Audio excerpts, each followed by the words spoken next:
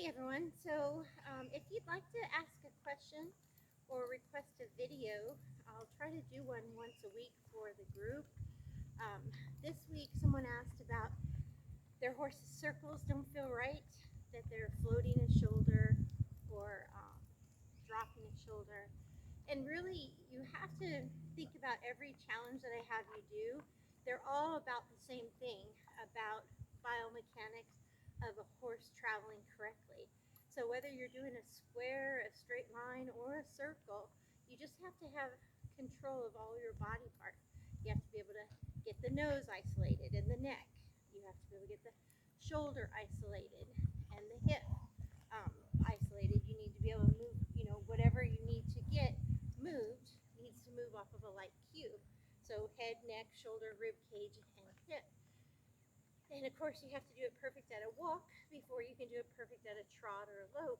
So, so just think about that. And I would mix it up during the week with straight lines or squares. I'm going to do a square right now just to stay inside the video, and then I'll do a circle. But master it at a walk, and then a trot, and then a lope. Don't go faster than you feel like it's correct. If all of a sudden a horse that could do circles can't, you may have a veterinarian issue or a farrier issue, something like that, a chiropractic issue. I see that a lot with horses that maybe start not picking up leads or stiffer one side than the other, or maybe dumping on their front end more than using their hind end. You could have a chiropractic or a veterinarian issue. So keep that in mind as well.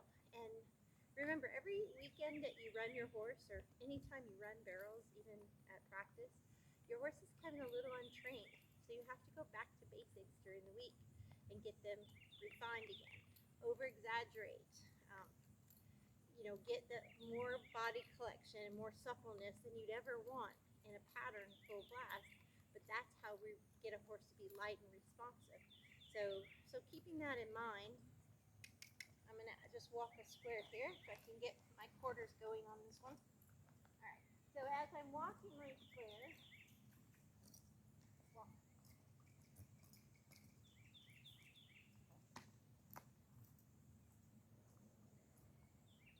I want to feel him be balanced. And then as I turn, again, I want to feel front and back feet stay centered. And then I look at my next corner, and I'm going to use whatever leg I need. It might be inside leg to go straighter longer. It might be outside leg to turn.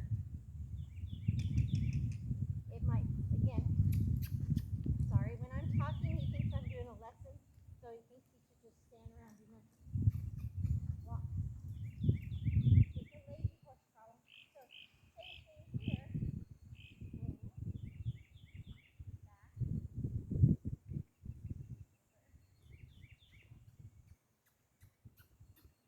good. When you're going straight, you want to balance them straight. So, and when you're going in a circle, you want to be able to look between your ears, a quarter turn ahead, and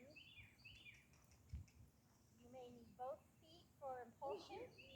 You may need more inside leg to keep shoulder and ribs. And your inside hand and your legs should work together. If they're drifting, outside leg. If they're stiffening, inside leg. But try to do less. As soon as you can trust them, do less. Just use your eye, your shoulders, and your hips. And only use your hands and legs when they stiffen. He's much worse to the right, so he's much stiffer to the right.